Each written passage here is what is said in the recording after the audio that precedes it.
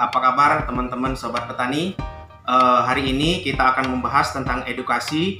Kemarin telah saya upload video tentang bagaimana caranya kita menangani padi yang kena kresek dan jenis-jenis fungi dan lain sebagainya, agar kita paham seperti apa sih metode penanganan, metode pengendalian, dan bagaimana cara kita agar tanaman tersebut bisa menjadi tanaman yang bisa menghasilkan lebih dari ketika gagal. Biasanya kan ada petani yang dia bisa dikatakan ngedown akan padinya yang rusak, akhirnya patah semangat, tidak optimis. Nah, bagaimana caranya membangkitkan itu agar hasil padi yang dipanen bisa sama seperti sebelumnya atau bahkan lebih. Jadi seperti itu. Oke, dari video yang saya upload kemarin, ada petani kita yang menanggapi bahwasanya ada kendala mereka tentang padi kresek atau hawar daun katanya. Nah, dia menanyakan seperti apa metode penanganan sederhana sampai metode penanganan yang luar biasa, bahkan pengendalian agar tidak terjadi lagi, agar tidak terjadi serangan, agar tidak semakin parah seperti itu. Oke, sebentar lagi kita akan terhubung dengan teman kita yang dari Aceh. Akan kita sambungkan dengan mereka.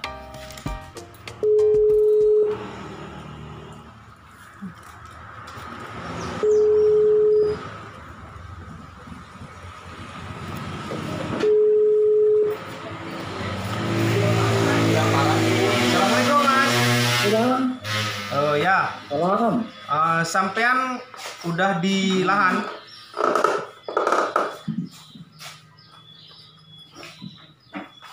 Salam bang. Sampean di lahan?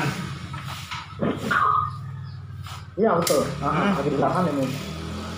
Mas, masih udah berkurang tuh. Mas, kenalin nama sampean dulu mas, biar kita enak ngobrolnya. Oh iya. Silam. Namanya Silan. Oh, kalau saya Robin mas. Nama aku Silam bang. Oh ya. Kemarin kan kita udah ngobrol tentang seperti apa pertanian itu hanya sekilas, hanya sekedar chattingan, dan sampean juga udah nonton video saya. Aduh, koneksinya buruk. Dan sampean udah nonton channel saya seperti apa padi ketika kena blast atau kena trip dan lain sebagainya. Nah, di sini saya ada properti. Ini kan padi yang masih segar. Iya. Ini padi yang masih segar. Ketika semisalkan dia belum ada tanda-tanda kena penyakit, dia itu kan warnanya tetap hijau. Dan ketika mulai kena blast, ciri-ciri blast yang pertama, di ujung bagian daun ini dia akan terlihat menguning, tapi dia mulai dari ujung.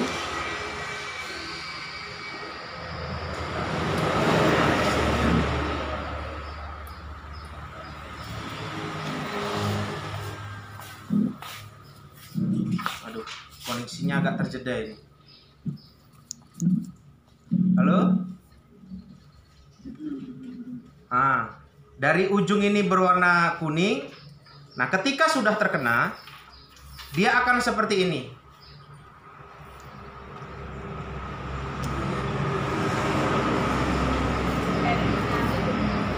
Nah, dia akan kuning seperti ini. Betul bang. Nah,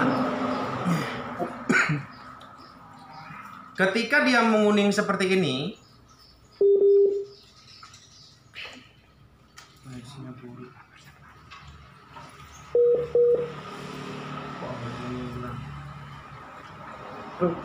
halo? Oh, nggak apa-apa. Ketika seperti ini jelas nggak mas? Halo. Jelas warnanya kuning? ketika dicabut, akarnya itu masih terlihat segar. Akar masih terlihat warna putih. Nah, ini ciri kena blast. Kalau seperti ini, kuning seperti ini,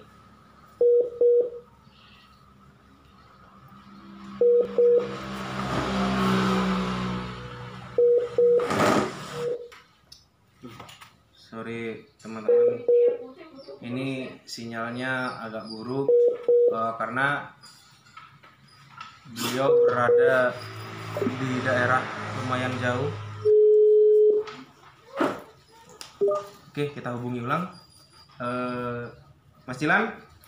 Nah, ini pada gambar udah warnanya kuning, akarnya terlihat masih bagus. Nah, ini ciri-ciri kena blast atau hawar daun. Daun ya? Kalau semisalkan dia sudah berumur sekitar 40 hari, bahkan 60 hari, ketika semisalkan serangannya melalui daun, yang pertama dia seperti ini, kuning dari ujung, tapi tidak semua, hanya separuh, hanya segini saja. Ini. Nah, ini beda lagi, ini hawar pelepah. Jadi dia, pelepahnya ini nanti warnanya coklat seperti ini lama-kelamaan, gitu. Nah, untuk mensiasati agar di saat kita bisa membedakan mana yang terkena blast, mana yang terkena kuning karena kandungan zincnya kurang, perbedaannya seperti di awal tadi.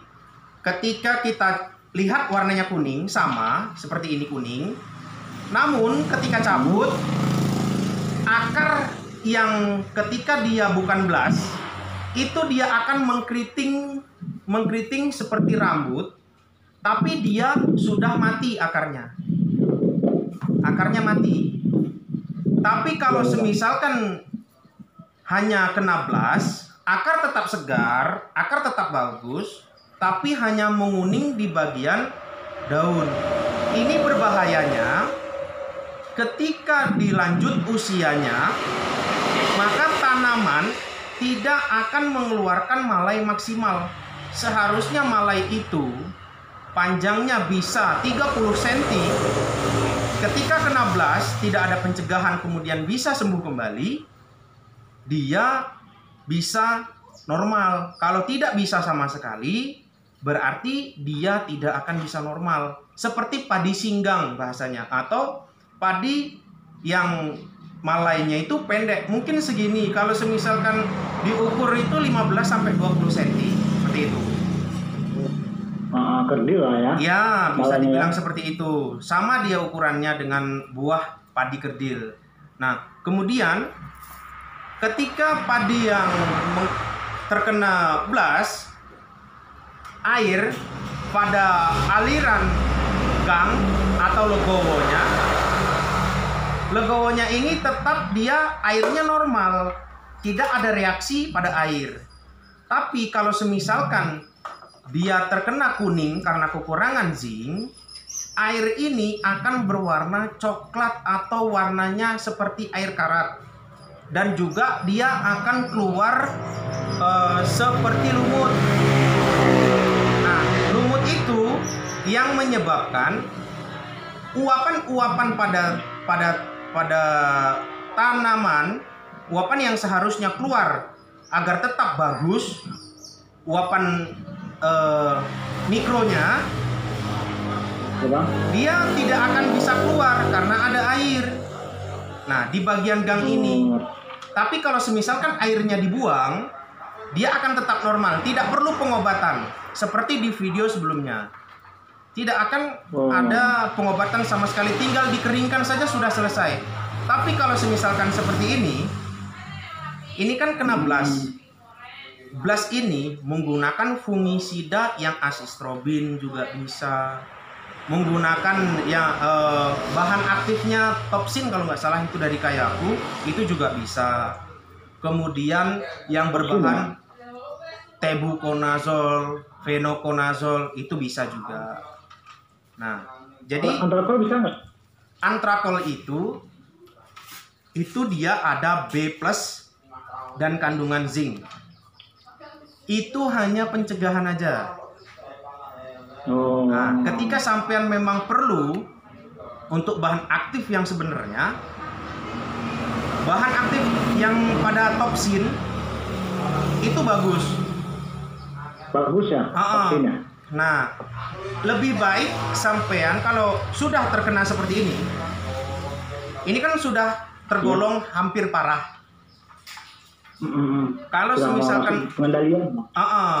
Kalau seperti ini, tinggal sampean ambilkan saja obat itu, nyemprotnya di pagi hari sebelum jam 8 siang sudah selesai melakukan penyemprotan. Usahakan harus sudah selesai. Kenapa harus sudah selesai? Karena optimalnya pada stomata yang ada di daun, matahari keluar, matahari menyengat, itu sudah menutup, sudah tidak optimal. Karena kan kita melalui daun untuk pencegahannya, seperti itu.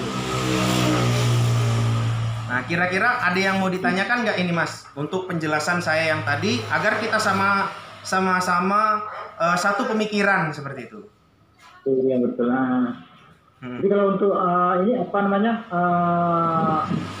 kemarin sudah saya aplikasikan kan, pakai One More. Bahan aktifnya apa? One More ya. Tembaga kayaknya ya. Oh, yang tembaga. Oh, bisa. Ada juga yang tembaga. Tembaga hidroksida ya. Kau. Nah, kalau yang tembaga itu. Cuma masalahnya kemarin begitu sudah diaplikasikan, tiba-tiba uang selang sudah diaplikasikan, daunnya seperti hangus. Nah, itu kendala yang sangat luar biasa dialami oleh petani. Iya gitu. Makanya ketika penyemprotan jangan sampai ada cahaya matahari. Kalau misalkan menggunakan bahan aktif tembaga. Karena bahan aktif tembaga itu ketika dilakukan penyemprotan dan dia lama berada di dalam tubuh atau di dalam daun, contoh ini daun, dia kena sprayer, kemudian di saat cahaya matahari datang, dia terkena cahaya, kemudian airnya ini masih mengenang di daun. Nah, disitulah yang menyebabkan tanaman itu akhirnya terkena seperti bercak. Bercak ya, betul. Nah, benar. Tapi kalau semisalkan sampean menggunakannya di saat kondisi tanaman sebelum matahari keluar, sampean sudah selesai melakukan penyemprotan, nah, dia tidak akan hangus. Karena apa? Air yang sudah mengalir pada daun, dia akan jatuh ke bawah. Ketika cahaya matahari datang, ini sudah tidak ada kandungan air yang menggenang, makanya dia tidak terindikasi seperti kena bercak, seperti itu. Ngeri, Mas. Jadi seperti itu. Di sini juga pernah seperti itu. Nah, saya arahkan seperti tadi, namun jangan khawatir. Kalau misalkan sudah terlanjur, silahkan nanti optimalkan pada pupuk cair. Entah itu KCL, KCL cair, NPK cair, dan lain sebagainya. Bisa enggak, Bang? Aku beli ini apa namanya, Java Green ya? Dia apa kan? Java Green ya? Coba. Apa namanya? Java Green. Pos. Itu ada kandungan CaCO3 enggak? Iya ada. Apa? Kandungan CaCO3 enggak ada kayaknya tuh. Oh, adanya magnesium. Ya, Magnesium, zinc, Mn, Fg. Oh, benar. Bagus. Bagus ya? Bagus. Itu bentuknya tepung cairan atau granul? Kayak mutiara gitulah. Bukan Oh, tepung ya. berarti dia granul, butir-butir. Betul. Itu bisa dicairkan atau dicampur dengan pupuk.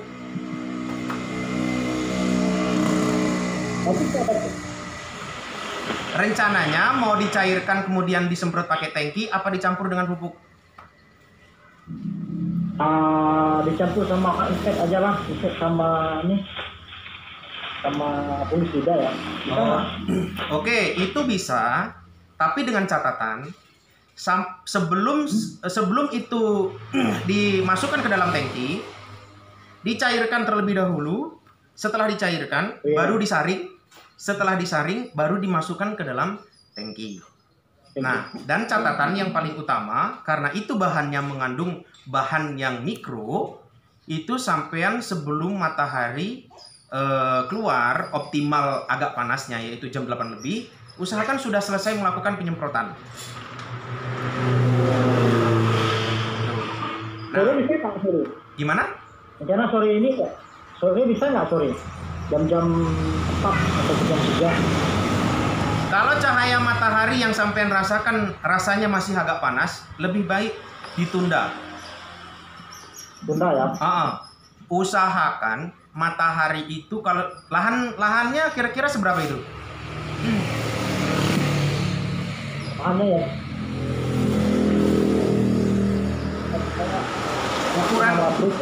Ukurannya sekitar berapa? Berapa ribu meter persegi?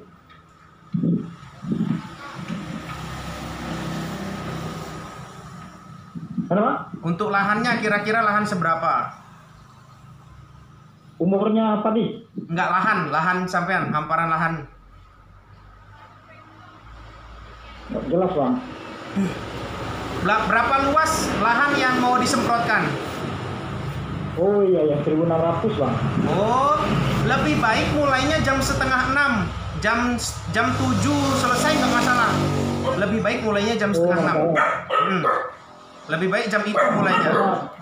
Karena kalau semisalkan mau mulainya jam segitu, jam 7 selesai pun nggak masalah. Gitu. Nggak apa-apa. Panas apa? Terlalu panas ini bang. Kalau terik takutnya itu tadi kandungan mikro masuk ke kena tanaman, akhirnya dia kena bercak lagi. Oh, tambah bebel lagi ya? Nah kemudian bahan aktif nih yang sama selain misalkan selain toksin, yang penting metil thiofanat. Metil thiofanat. Metil thiofanat. Itu apa namanya? Produknya apa tuh? Boleh tahu? Kalau yang ini produknya Topsin namanya. Topsin ya? Oh iya bagus. Iya, dari Kayaku itu. Atau yang ada bahan asistrobin. Bahan asistrobin itu kayak punyanya Best Agro itu namanya Seltima. Itu bisa fenoconazole, tebuconazole itu juga bisa. Atau Filia, punyanya Syngenta juga bisa. Apa Filia ya? Iya, Filia. Oh, Filia. Itu juga bisa. Nah, saya ulas kembali ya.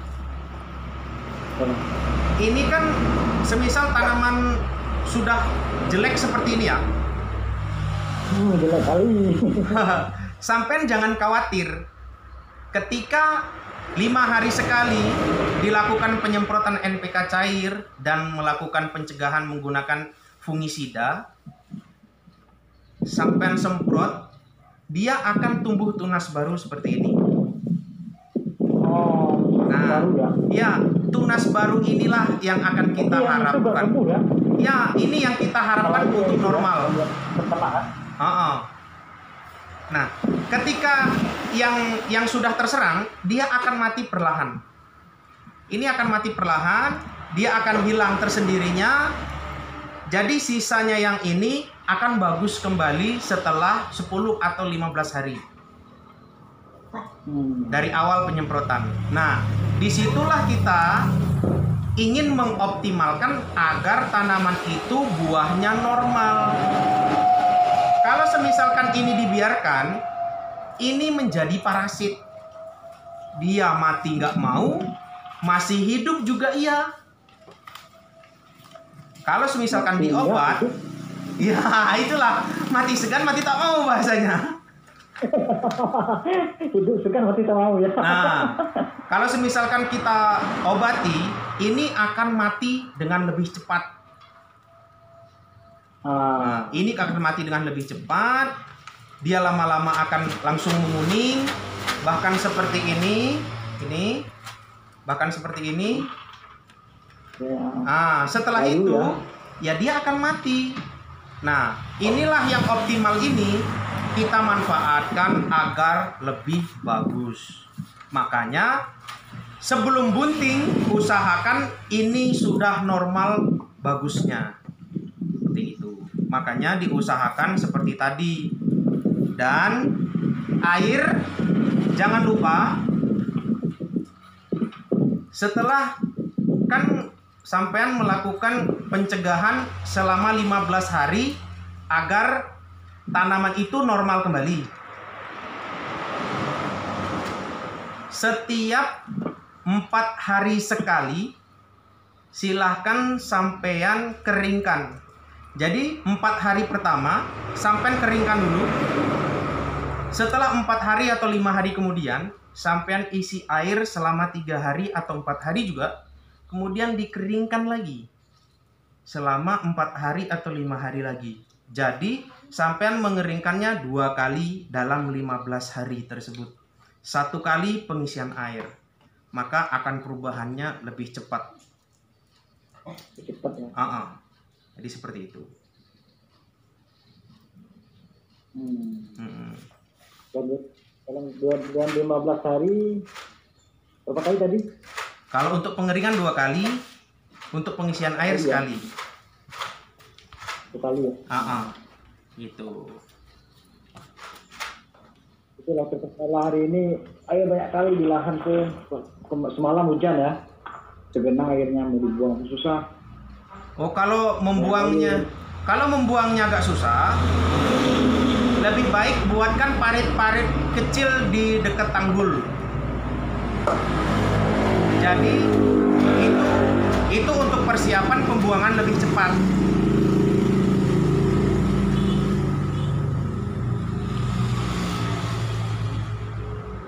Iya.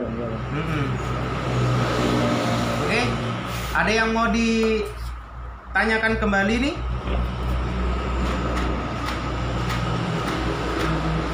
Tanya Bang. Kalau sudah jelas, semoga obrolan hari ini tentang penyakit BLAS atau hawar ini bisa bermanfaat. Kalau misalkan nanti ada kendala lagi, seperti apa kendalanya, kita selalu welcome dengan pertanyaan-pertanyaan apapun yang sampai ajukan. Kalau misalkan saya bisa langsung jawab, kita tatap muka biarpun via telepon seperti ini, ya saya selalu siap, atau menggunakan via telepon juga nggak masalah. Yang penting intinya satu, pemahaman yang saya berikan, apa yang saya katakan dan apa yang sampean lakukan itu sama dan sejalan. Jadi kita tidak berbeda persepsi seperti itu. Searah lah. Benar. Oke, terima kasih atas waktunya Mas Dilan. Semoga bermanfaat obrolan hari ini dan kita cukupkan sampai di sini. Semoga ini bermanfaat untuk kita semua. Oke, terima kasih ya Mas Dilan. Oke.